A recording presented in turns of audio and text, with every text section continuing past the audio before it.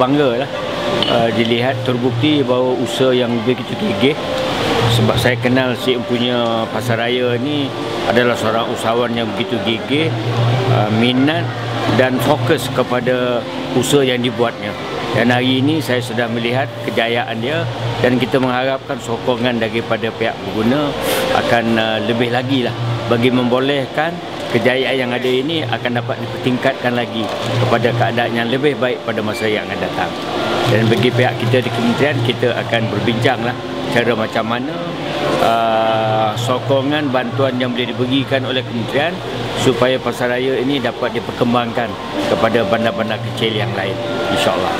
Saya amat gembira kerana seorang Ketua UMNO bahagian memiliki sebuah pasaraya.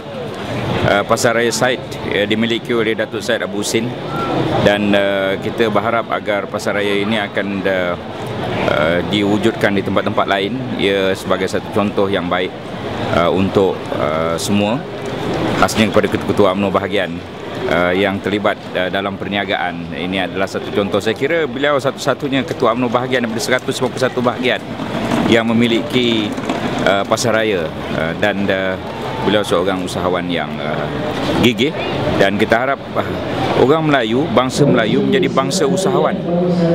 Jika tidak, bagaimana kita boleh maju, ya? Kita kena menguasai ekonomi sebagaimana kaum-kaum yang lain. Cukup besar kawasan kita, negara kita Malaysia ini, rakyatnya ramai, cukup untuk membeli segala produk-produk. Dan kalau kita tidak cukup, ada 193 buah negara lain dalam dunia yang kita boleh ekspor barangan kita. Orang Melayu kena jadi bangsa usahawan.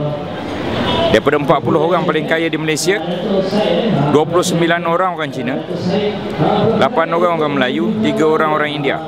8 campur 3, 11, Cina 29, 3/4, Melayu dan India 1/4. Sedangkan penduduk Cina 1/4 sahaja daripada penduduk Malaysia ni. Mereka 24%, 25% begitu.